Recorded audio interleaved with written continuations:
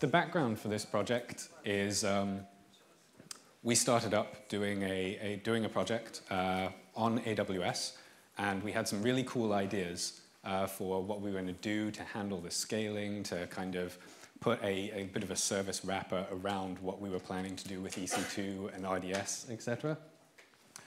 And on top of that, people often tell me they like my slides as well, so the natural reaction to that was to delete all of my slides. On top of that, once we had come up with some ideas, Amazon released Elastic Beanstalk, which basically made everything I had done look stupid.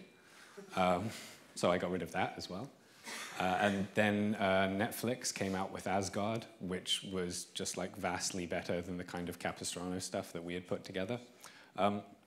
So what I decided to do was basically spend a weekend frantically hacking with these new tools, not this weekend, several weekends ago, to come up with something that I felt would work. And because we're developers here, I thought, why not just do all of this through the command line as well? So a little introduction first. If you don't know what we're doing here, then just type man finger into your command line. I'll explain it. Now, if anyone's worried about this all being text, I want to reassure you now, we can still have pictures. So this is me, Rowan Merewood. I'm a software engineer and technical team lead at Invika. So Invika covers the Sensio Labs UK, Session Digital, and some Invika consulting as well. If you want to talk about me on Twitter, it's @Rowan_M. So please send me messages or just say nice things about the talk or find me in the bar afterwards. If you like what I do here or think that you could easily do far better than me, then we are also hiring, and we have offices in Sheffield, Manchester, Liverpool, and here, London. Right. So I needed an example project to do for you guys. And of course, the most important thing here is to choose the right name. So whilst I do enjoy my work at Invika, I need to plan for the future. And the standard developer retirement plan now is to make a shitty image processing app and then have Facebook buy it. So that's what we're going to do here.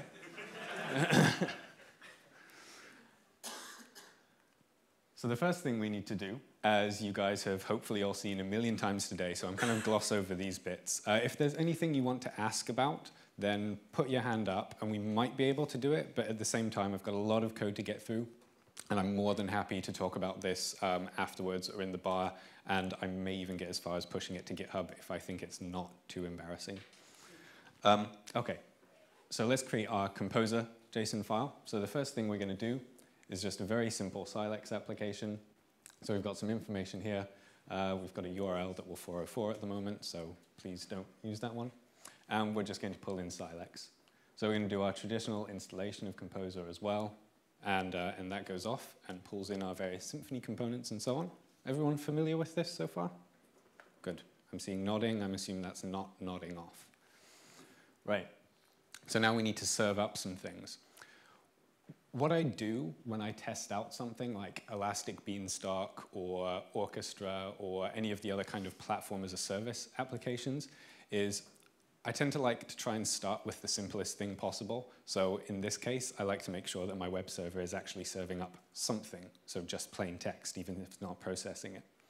So because we're all hip and everything, we're going to use the humans.txt format and put some information in there. Another easy one as well is always just to dump out the PHP info page so we can see what kind of things are going on the server. And then we actually get into the meat of what we want to do, which is our index application.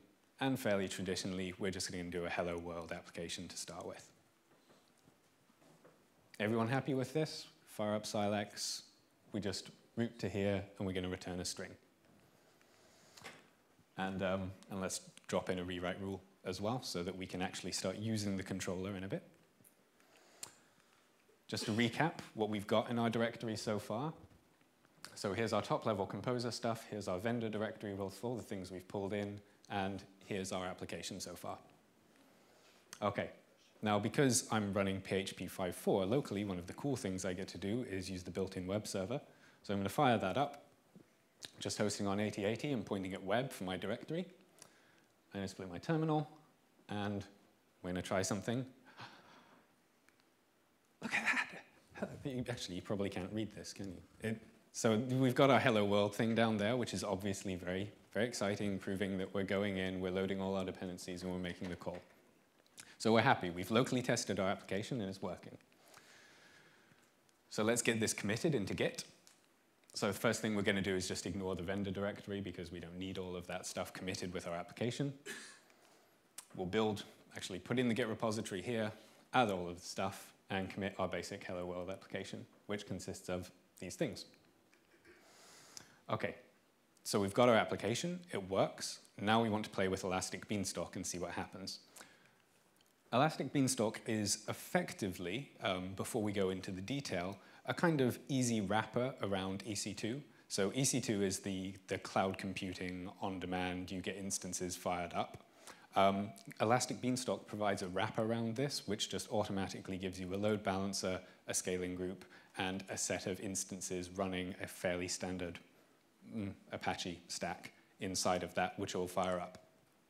So it kind of takes a lot of the pain out of the default configuration for you. Now what we're going to do is we're going to go grab the command line tools for this, which Amazon provides. So we'll just download those from S3. This is about 8 meg, and if your wife is playing World of Warcraft at the same time, this seems to screw with your connection for some reason. So that took a little longer than I wanted it to. But so we unzip that, and you can see it throws a whole bunch of stuff out there. Inside of here, so you've got a bit of a clue. It's using Python, and basically they provide a number of little pointers for which distribution you want to use. So I'm under Linux, fairly obviously, so I'm going to just add the bin path for the Python tools to my path so that I can call some of them. And just to test it, so it gives me the EB command. So I'm just do help here to find out the kind of things that I've got on offer. And actually, all of this package, the inbuilt documentation that comes with it is just really good. And the tools are fairly intuitively named as well. So most of the stuff I didn't really refer to the documentation. It was just a case of typing elastic or EB and then pressing tab and seeing what came up and just kind of guessing at command names. And most of the time, it's the one you want. So inside of here, you can see some things like you can pass in your Amazon details that give you access to your account. You can specify a file that has it in there. And there's some things like solution stacks and application names and version labels, which we'll get onto in a minute. So that's all working, so we're happy. So we should be able to get our code onto Beanstalk now. So the first thing we need is a user who can do this stuff. So in AWS, you have something called IAM, which is the identity, Amazon, something. Anyway, users and groups and permissions. So I create one of those and download the credentials file. So I've just created a user, Rowan, and some access details there. And I've just given Rowan access to everything. In reality, once you've finished with development, you should be creating a user that is locked down just to the services that you want, or even create several users for several services so that you only have the access you need. And what I'm going to do is I'm going to just reformat that slightly. So this is just the format that Amazon gives you when you download it. For the tools, you want to have it in this format here with your secret key and an access key ID. And we'll make that secure. And by this point, I got really tired of the blur effect. I don't use a Mac, so I don't really care how things look. I just need them to work. OK, so we're going to stick this in an environment variable called credentials file. Obviously, dump this in your .profile or something rather than adding it on the command line every time. So now, we're going to go back into the directory. And the ebinit command here is going to do some magic to our Git repo to provide us with the Elastic Beanstalk integration. So we run that, and it picks up on the credentials we've got there, picks up on our access key. It's going to spit back where we want to host the code. Now, to be honest, The latency here doesn't really make much of a difference for you. The thing you care about is the cost in each of these regions. What that means is don't host in Tokyo, just host in Virginia. Plus, it's option 1, so it's actually quite easy to do this bit. Okay, it'll automatically generate a name matching the name of your repo, so that's fine. It will suggest an environment. Now, this bit is all quite magical, so we'll get on to what's actually happening here in a minute. So we're going to create our ASCIIgram dev environment. And then it spits back these solution stacks that we're able to run. So Elastic Beanstalk actually has these templates set up for Python, Tomcat 6 and 7, Windows Server, and PHP 5.3, either 32 or 64-bit flavors. So we're just going to go with the 32-bit flavor to begin with. And what it's done is it's created, you guys probably can't really see this, it's created a .elasticbeanstalk directory in our repo, and it's dropped a config file in there. If you cat that config, you can basically see that it has just literally dropped out the things that we've requested in there. So now we do eb start, and in the background, this goes off and starts talking to Elastic Beanstalk to set things up for us. So it creates our application, starts launching the environment, gives us some information here. So you can start to see that what it's done is it's mentioning here that it's set up an S3 bucket for where it stores the environment data. It's created our auto-scaling group and the load balancer. The load balancer is then attached, the scaling group is then attached to the load balancer, and then we start launching an EC2 instance that we drop into our scaling group. And once those are up, we connect those to the load balancer as well. This bit here, this is kind of sneaky. So you can see that this took about a minute end to end. At least that's what the timestamps say. The bit between here and here is actually 15 minutes waiting for the load balancer to come up. But yeah, this may take a few minutes. Okay, I have nothing better to do. This was also one of the reasons that I didn't do this as a live demo as well. Okay, so it spat out at the end here, location, where it's hosting our application. So, same test again. We're going to do a curl there, and we should see our hello world. And we don't. So what it does the first time you do this is it just goes and deploys the sample Amazon application, which is a bit counterintuitive. But if you do go and view the page, it gives you the instructions for what you're supposed to do next. So what we need to do now is take a look at what's happened after we've started up the environment, and we can see we've got some more settings added in there. If we take a look at those option settings, this is where we start to get into more of the detail with what we can do with Beanstalk. So you can see some interesting things in here, like notifications for scaling alerts and other events on your system. And we can start doing some things in here. So document root is an important one. Our document root is not the root of the repository. We want that to be web. We're also going to do some other things. We'll turn on display errors for the moment. And because it's AWS and we don't want to do crazy stuff before we really understand what we're doing, we're just going to set the maximum size of our cluster to 1 as well. And we're also going to tell the load balancer not to kill off unhealthy instances. So if something goes wrong, we can actually go onto the server and find out what's gone wrong, rather than the load balancer just sort of going, yeah, the server was unhealthy, I killed it. And why? Don't worry about that. OK. Another thing we can do is we can have a health check URL that it's going to ping on each of the instances to return that healthy or unhealthy response for us, which for the moment we don't care about. That just needs to be the root of our directory, the root of our web. So let's take a look at what's happened there. It's also modified the git ignore for us and added the Elastic Beanstalk directory in there. So that's not something that gets committed to your project. That configuration for the Elastic Beanstalk stack is just stored on your machine. OK, so let's get that committed with our initial integration. And we'll issue the eb update command, which will then update our environment with our new settings. So we say yes to that. Gives us some warnings about the key pair. So you can do some interesting things like automatically pushing a key to the instances so that you can SSH onto them. So we say yes there, and it switches over the environment. Once the environment is up, this kind of stuff is a lot quicker. This really is about 30 seconds for these things to happen. Now, the other thing that we're going to do, we've updated the environment settings. We want to push a new version of the code. The way Amazon gives you that inside of Elastic Beanstalk is this integration with the repo. So you do git AWS push, and that pushes your current head to your stack. So I fire that off. You can see the push there. We do an EB status, and it tells us that it's here, it's ready, and the health is green.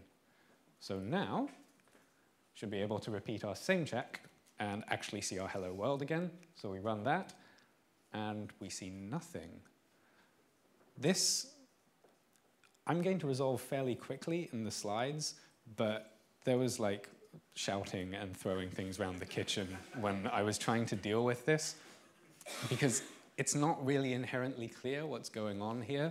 You know, I thought I turned error reporting on and display errors on, so I kind of expected more than nothing when I ran my code and it didn't work. So this is why we had the humans.txt in there, so we can verify, am I actually serving what I think I'm serving? So we do a curl for that, and we do get our humans.txt back. So that means our code is up there, it is being served, so something's going wrong inside of the PHP. Any guesses?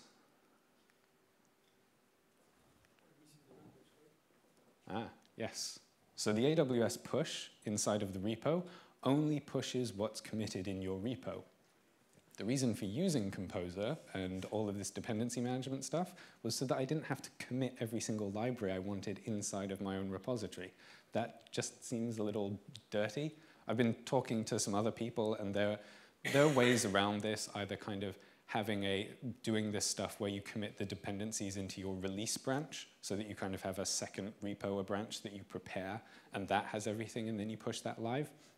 But it still feels like something of a compromise.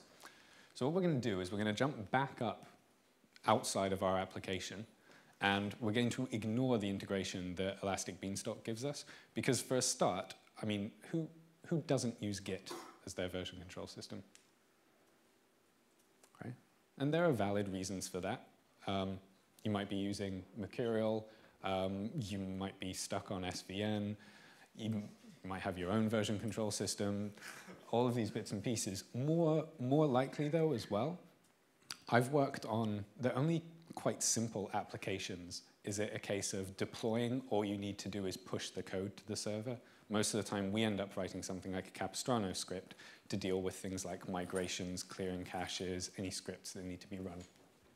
So luckily, we can actually do this deployment process ourselves rather than relying on the magic that Amazon has baked into the Git repo for us. So what we're going to do is we're going to grab the other section of the tools. So you had the integration here. We can actually access the API commands directly through the command line as well. So we're going to add that to our path, and we're just going to test. So this was what I meant about all the commands being named like this. So you just pop in Elastic Beanstalk and then just tab and see what comes up. And they're all named in the same way as well, as you'll see as we go through this. So this is where we get our solution stack list coming back. So this verifies that all our configuration is in place, and we are actually talking to the service because it's going and pulling this from Amazon rather than just having a local configuration file. OK, so now we need to understand what the Elastic Beanstalk setup actually is. Before you get your hopes up, cat in this situation does not mean another ASCII cat. We are just, no, I'm sorry. OK, it's even better than an ASCII cat. OK, right. So this is what we get with Elastic Beanstalk. When we create an application is really just a container. It's pretty much just the name, and that's really about it. Inside of the application, you create environments. So this is ASCII-Gram, and this environment is ASCII dev that we've created. The environment you really consider as the configuration that you pushed for kind of the scaling, the web route, the logging you want to add in. So fairly obviously, this is where you'd probably end up with dev, staging, production, etc. Now, your versions that you push are actually stored in an S3 bucket that Beanstalk has created for you. And the versions are literally just a zip file of whatever you want to deploy into the document root. So the environment sits there, and then whenever you deploy a new version and tell the environment to update, it just goes off to S3, grabs the zip file that is associated with that version, and deploys it into your environment. Is all making sense? Cool. OK, so this means we need to go through a couple steps to get this set up manually. First thing we're going to do, create an application. So we asked for some help on that one. And as you can see, this is really all we need to give it, a name and a description. So it really is just a container, an identifier for what we're creating. So we do that. And we're going to pass it ASCIIgram, and we're giving it a description there. So that gets created for us. This will come back in the kind of pipe-separated view by default. But as we'll see in a minute, you can also request JSON back from all of these things, so you can do a lot more scripting and processing with it as well. So now, slightly counterintuitively, before we create our environment, we're going to create an initial version of the application. So what I'm going to do is ask for some help again. And you can see that we need the name of the application that this version is for, some descriptions, the auto-create label. So I'm showing you each of the steps. You can get around this by actually asking the commands to create a lot of the stuff automatically for you as well. So we'll just create an initial development version first that we're just going to call dev001. That fires up and we get a response back. Now we're ready to create our environment as well. So I'm guessing you can probably see a pattern emerging with the commands here. Do you guys want me to speed up, or is this a good pace? You good? OK. Right. Create our environment. Same deal again. This is where we start to get more detail in. So we're naming our environment. We're telling it what application we're using, what version we want deployed when we create it. And we're also telling it what stack we're firing up in there. This is kind of cool in the sense that if you have some kind of concerns about the differences in your PHP code in a 64-bit or 32-bit architecture, you can easily just fire up different environments to try it out. And we get our environment back here. This is the important bit. Down here, we've got a status, which shows us that the environment is launching at the moment. So the command comes back right away, but obviously the environment doesn't come up right away. So what we're going to do is we're going to use the describe environments command so that we can see what's going on there. So this was actually, I left it running for a little. Oh, no, sorry. I did this right away, so it's still launching here. Obviously, this isn't very helpful. So what I've got down the bottom is an example of now. I'm going to ask for JSON back. I'm piping that to the JSON tool in Python, and I'm just grepping for status in there. So if I fire that off, I can just see that status is launching. I keep firing that off until I get status ready back so that I know it's all booted and ready to play with. OK. I can also look for some other things in there. So I'm just checking health as well, and I get green back on that one. This is where we also get a lot more power with these command line tools because we get access to far more than the Git repo integration gives us. So here, if I ask for the describe configuration settings, pipe it back as JSON, I basically get a load of stuff in there, basically every single setting that I can change related to my environment. So just some interesting things. You can see like some of the auto-scaling triggers, so you can configure when it will trigger warnings about how your platform is behaving. So obviously, the thing we changed in the repo before was the document root. So I'm just going to search for document root in here. So we can see that we've got each of these options is always a namespace, an option name, resource name, and a value. So the nice thing about how we deal with this is it's kind of almost REST-like. Or it has a slight hint of REST about it. We take this JSON value that we want to change, and we just copy it. And then we just change it to the value that we want. And so you can just create a big JSON config of all the values that you want for your environment. Or when you've created the environment, you can also go into the management interface and tweak these just through web forms, then run describe environment here and get the JSON back so that you can commit that to a configuration repo to script it or something. So then what we want to do is update our environment. So we ask for some help here. And basically, it's telling us that we can just specify -f to tell it the file where we've put all of those options. So we're going to push our environment back. Environment we're updating. version we're concerned about and the file full of the options that we're sending. So we push that, we're updating, we're going to check the status again, it's ready. Document root has been updated, so we've queried that, we're grepping for that, and we can see that the value is there, it's what we expect. Okay, we're still not quite there yet, but we're getting closer. So now what we need to do is we need to upload a version to S3 so that we can actually deploy into our environment. To be honest, you can use the tool of your choice for this. I found S3 command, which just gives me a convenient command line interface for it, kind of FTP-ish. So I'm going to grab that, install it, configure it. I'll put in some details here that make me wish that I really didn't keep so much on the screen at once, meaning I've got a lot of stuff to black out in these screenshots. And this does some nice things, like you can GPG your stuff while you're transferring it. It'll go over SSL. And we'll test that. Boom, boom, we're happy. We can put stuff on S3. So now we're going to take a look at what's in our S3 service. So we do that, and we can see that a bucket has been created here, which is linked to the Beanstalk application that we've just created. So what we want to do is create a zip file that is the application we want to upload. So in here, all I'm doing is zipping this directory. I'm just going to give it a name, v, and then just a timestamp afterwards so I can just kind of easily see when the version came from. And I want to grab vendor and web directories. And also, because the first time I did this, I was kind of confused as to why I was uploading like a 30 megabyte zip file to do my Hello World application.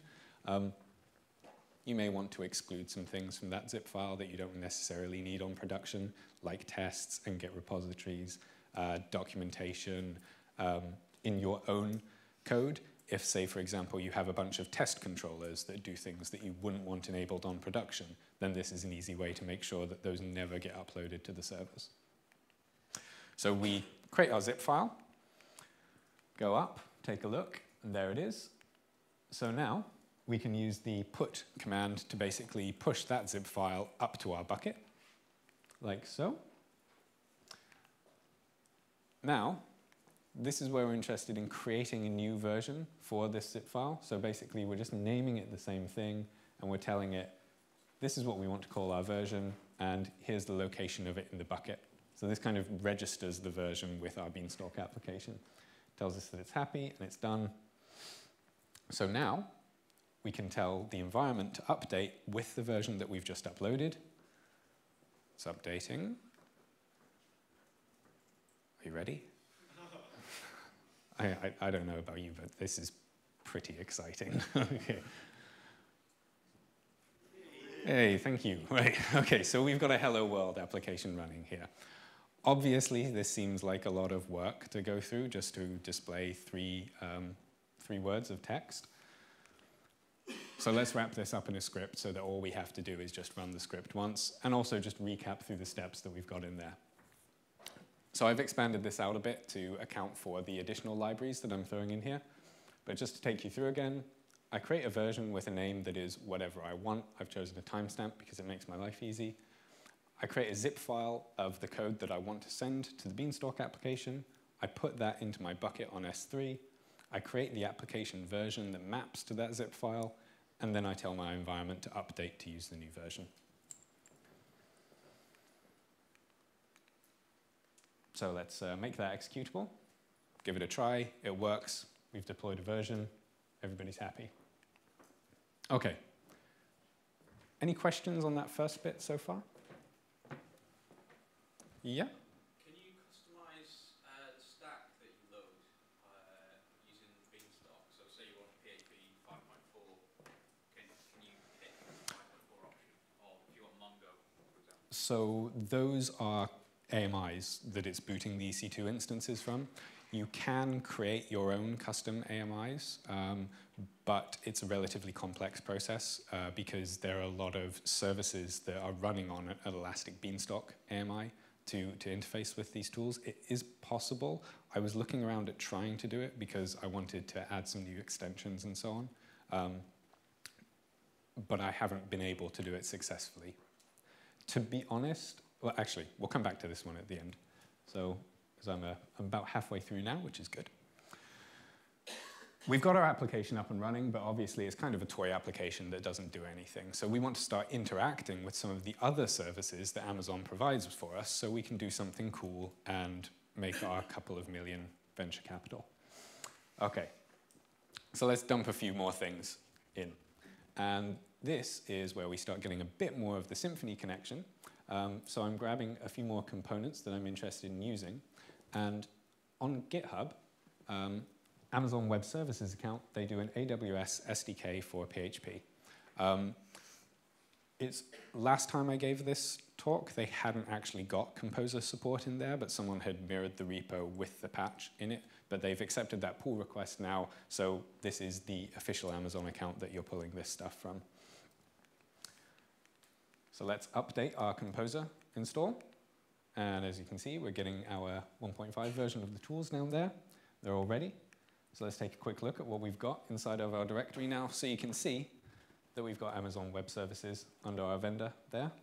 And we'll take a quick look at what's inside of that.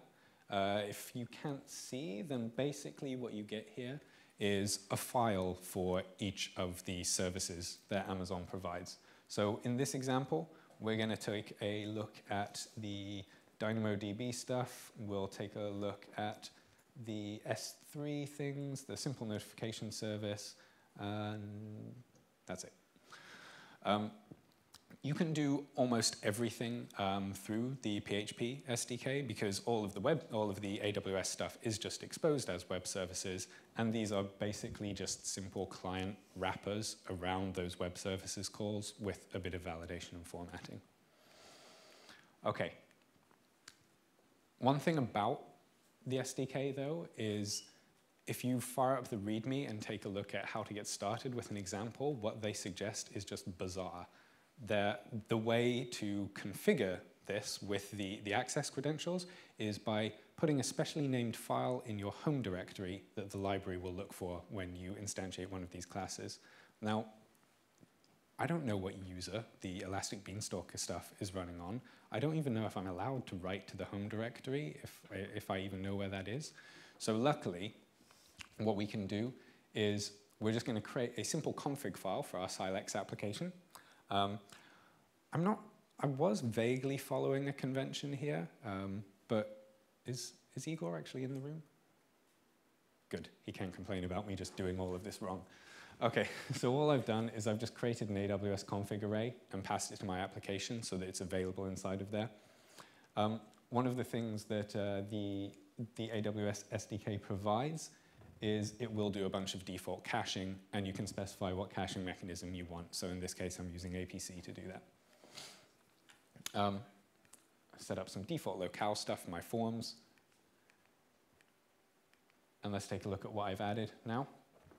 So this is the application that we're going to run through. This is going to show us what we're doing. So as you can see, I've got some names in here that hint at the exciting functionality we're going to look at. And I've also just created some of my own wrappers for the service calls that I'm interested in making. Down here, because this is a demo app, I've obviously done the traditional thing of dumping Twitter Bootstrap in there so it doesn't look like a child made it. Okay, so let's jump into the application and start taking a look at the methods that we've added and what we're doing with them. First thing we've got is the upload method. Everyone familiar with the Symfony form stuff? Nods or shaking heads like I'm an idiot? No? Good? Okay. Right. So we've got a simple form here where we're just uploading a file and a message that we want to associate with our ASCII-gram. So obviously, when we post it back, what we're going to do is we're going to show a success message, and then we're going to pass that to our image uploader. So just to make it clear what's going on, let's actually take a look at that. So don't get concerned. This is one of the few times that I will move away from the command line just because I wasn't prepared to try and do this through links. Okay, so we fire up our application, and it now looks like this. So we're going to choose a file. Luckily, the only image file I had on my desktop at the time was the SymfonyLive logo. That was a coincidence. So we're going to pick that, and we're going to do a little hello world message there. Should probably update my custom dictionary. I'm going to be writing that a lot more in the future. I'm going to upload it, and hooray, we've sent our image to the cloud for mysterious things to happen. Now, I don't want to spoil the surprise and let you see immediately what happens to that. We're going to have to work for it first. So let's find out what's going on in the back end. So this is our image uploader class, which is fired when the form is submitted. Now, when the form's submitted, I want to try and do as little work as possible in the request so that my user isn't left hanging around for very long. So all I'm going to do here is the S3 service. This is my wrapper for the S3 service, so it just hides a lot of the logic that I'm using. Fire up S3 and load my image up there, and then I'm going to use the simple notification service to send out a notification saying that the image has been uploaded. The reason for doing this, I looked at the simple queuing service so that I could do this as a kind of upload images for processing and then have workers pulling them off. However, it was not particularly easy to, say, create a worker service as part of the Elastic Beanstalk model, because I'm literally just pushing my code up there. I don't have the option of changing cron or firing new services and so on. So instead, as you'll see, what we're doing here is we're actually doing more of a broadcast model. This simple notification is going to go out of our request and then go back pointed at our own load balancer to basically fire another request afterwards to do the heavy lifting of the image processing that we're going to do. So let's just take a look at what's going on inside of the S3 service. So inside of here, I followed a reasonably simple pattern to do this. Ideally, you would pull a lot more of this stuff out into the dependency injection container rather than just dropping it all directly in your classes. But we can all be friends here and ignore the fact that I'm just hacking this. So what I'm doing is I've decoupled it a little bit. I'm passing in my configuration to my constructor. This is the config that I put earlier, the access details for my AWS account. And what I've been doing is I just followed this convention of a get name of service here. And what it does is it's just instantiating the actual AWS class down there. That's the other thing about the AWS SDK. It's not namespaced.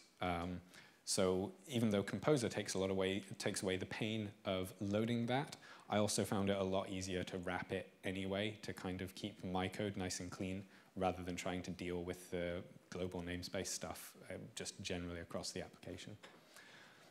So literally all I'm doing here is firing up the class with the config.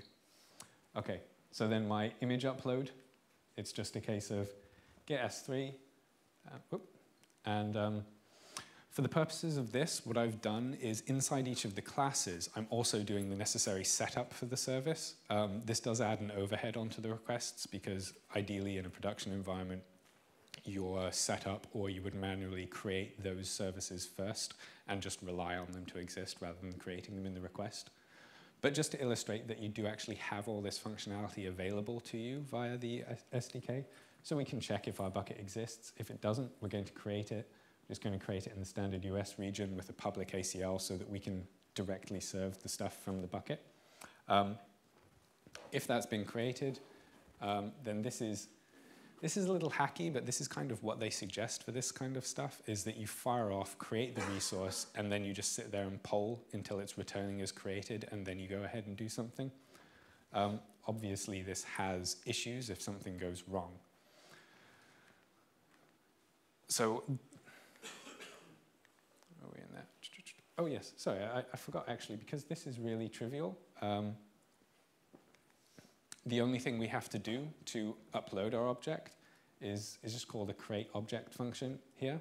S3 has two nice features in the SDK. You can either specify a file that you want to upload to S3, or you can pass it the data directly. So here, I've just said file upload, and I had a little wrapper class that just goes and gets me the location of where that file has been uploaded on disk. Okay. So now we need to fire off the notification to say that we have uploaded our image. I take it everyone's familiar with S3, yeah? Yeah, and it's a fairly simple service. It's basically kind of a scalable FTP almost. SNS is a little more complicated, but we'll go through what's going on here. So same pattern as before. I've got my constructor here. I've got my getSNS function, which is just going to go off and create that class for me if it hasn't already been instantiated. So here, what we do is we create a topic that we want to send notifications on. So in this case, we're going to say image uploaded is our topic. This is the ARN, which in a situation like this, I can't remember what it stands for, but just assume that it's the kind of locator for the topic across the platform. This is idempotent, so you can basically fire the create request off multiple times. You don't need to worry about whether it exists or not. You won't get an error back if that topic's already there. Now what we need to do is this is the kind of easy bit, we are going to publish a message. So a message is the topic that we are sending, and for our image upload, we're going to send the message that we put into the form. And as the subject of the message, we're going to use the reference for the S3 object that we uploaded. The simple notification service can be sent by a variety of methods, one of which is an SMS message. So not because of that, but as you can see from that, there are obvious limitations to the amount of data that you can send inside of one of those messages. So I can't, for example, send the whole image inside of the notification. However, because obviously this has the potential for spamming abuse, just to put random phone numbers and email addresses in there, you need to confirm your subscriptions. We need to create subscriptions, and then you'll see we need to confirm that subscription as well. So in here, we are just firing up the subscription lists for this. And what you can see is we're creating a subscription for our endpoint here. So this is the application that we've got. And we've got a route to an action called process down there. So that's where these notifications are going to be received on the application side. OK, let's go back to the app and find out what happens when that message arrives. We're going to handle post requests there. So when you request HTTP or HTTPS as the delivery method for SNS, you basically get a little JSON message in the post, in the body of the post. So I'm just going to decode that message, and I'm going to pass it on to my image transformer class. So let's take a look at what we're doing in the image transformer. This is where we have to deal with whether we have received one of these messages before. So when you create a new subscription in SNS, the first thing it will do is send a confirmation message to the endpoint that you specified, or email address, or mobile number, and it needs a response back to confirm that subscription so that you can't just randomly spam whatever you want to send messages to. So in here, we're firing up our SNS service. And because it's the first time we've received one of these messages, we need to confirm the subscription. So we'll take a look at our SNS service, all the standard stuff here. And then what you can see is, luckily, it's actually relatively trivial to confirm this. We get our SNS one, and then we just fire off the confirm subscription message. But we've been given a token inside of our subscription confirmation message. So we push that back. And that means that the subscription is now activated and we can send normal notifications. So if we jump back then, if the type is notification, then we know that we've actually got an image message to deal with. So the first thing we're going to do is we're going to fire up the S3 service again and use the tag that we've got for our image to go and retrieve it from S3. So let's take a look at what we're doing there. We're going to get the image URL, basically means fire up the bucket. And then it's really as simple as just asking for the object URL. And that gives us back a URL that we can request to get the image. And then, again, I don't want to spoil the surprise, so I'm just going to gloss over what's going inside on here. But basically, we get the URL back for the image. Then we resize it and create our resized image. Then we pass it to this, where we are going to gramify the image. This code has nothing to do with S3. It is doing the magic that is going to make me millions of dollars. So I can show you that in the bar later.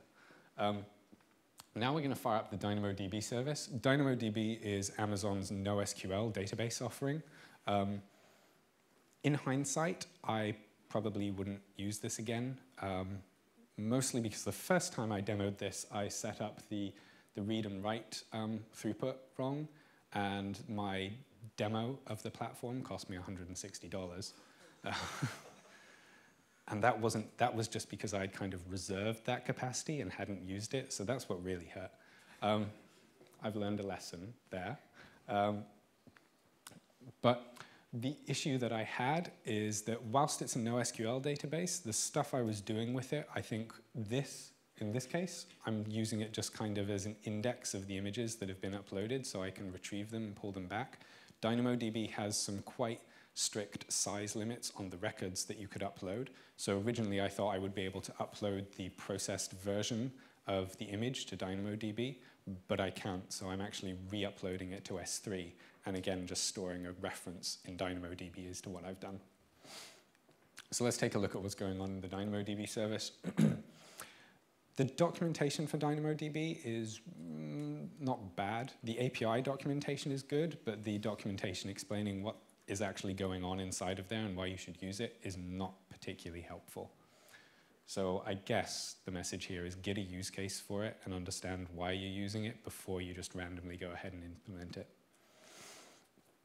This is what we need to do, create a table. So we're going to create our ASCII-gram table. And inside of here, you can see we're initting the table. When you create the table, you basically give it a name. You give it a key schema. So this is essentially where I'm defining the columns, my image ID, which is a string, and my range key element. So if you want to do any sorting or filtering type functions, then you need to specify different types of keys inside of the database that allow those operations. This was the bit that I got wrong before. The sample documentation says, oh yeah, 500 read capacity units, that'll be fine. It's not fine for the consumer. It's fine for Amazon. So I cut this down a lot when I did this. Okay. And again, we do the polling thing here. If you are using Amazon DB, this is definitely not a practical way to do it because creating the table does take a couple minutes for that to fire up. So you need that up and ready in advance before you start trying to push data through it. Okay. Once it's up, then we can get back into reasonably familiar territory where we're just putting an item in there, name of the table, and some stuff about it. So we've got the ID of the image, the date we've uploaded it, the message, and the gramified result of the magic that we've done to that image. Okay. Everyone comfortable so far? Good. Now we're going to go to our index page where we are interested in listing images. So I've got an obscurely named class image lister, which is going to do that, just that for us. So inside of here, this is when we need to query the DynamoDB service to pull this stuff back. So back to DynamoDB again. And this is where we are fetching the latest grams, which after I wrote this seems like a bit of a drug reference, but just assume it isn't. The way we do this is we use the scan command, and inside of here we specify a table, the attributes we're interested in getting, and this is where your key schema comes into effect. So the scan filter, we're using the upload date and the comparison operator condition less than equal to. Basically, all of these are documented and they are available as constants on the SDK classes for you to use so that you can just pass those directly in. However, they are rather verbosely named. One of the reasons that I find this difficult is I know exactly how to write this SQL query. I thought because it was NoSQL, it would be really cool. One of the bugs with this application is that it doesn't actually seem to retrieve things in the order that I asked it to. It's using some kind of random order. So basically, when we go and test this afterwards, it's kind of a lucky dip as to whether you're going to get to see the results of your upload on the front page.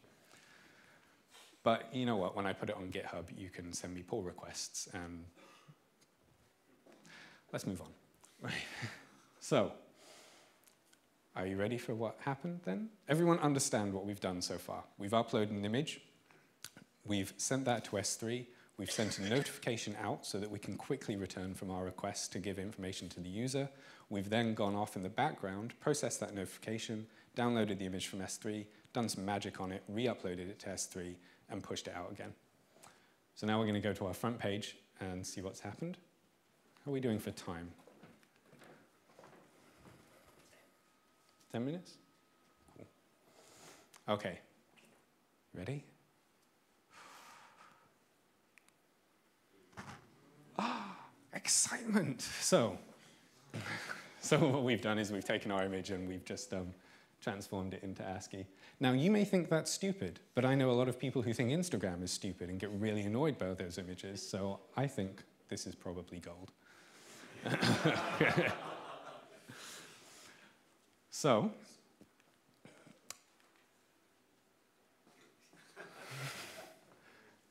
this is live at the moment. There is a price for me, and there's a price for you as well. I did issue a warning last time. These uploads are actually kind of anonymous. So I know that traditionally on the internet, if you're using a webcam to take a picture of something, then there's a common choice. Please don't do that. My family can read my Twitter feed, okay? I don't need these things appearing on there. So the cost for you associated with this then is this is where you can get the information. This is my joined in link. So you can just go to joined in 7063, and that will take you to the joined in page, and it is the slides link will take you to the application. So thank you for listening. Some words of explanation about what is going on here as well. I'm kind of intrigued to see what happens when I can get internet working on my machine again to find out what damage you have done to my account. I'm more than happy to go into looking at some of the metrics and the logs in there. This is currently running on micro instances which are allowed to scale up to 4 servers. Now, micro instances are not very good at handling load. Heavy load on a micro instance, and it will tend to get starved of processing power. So later on, if we are interested in playing with it, I can upgrade those to small instances which have a bit more power and don't get starved as much. But hopefully I can tweet some results of the graphs and so on of what has happened and how the scaling has behaved after you guys have had to play with it.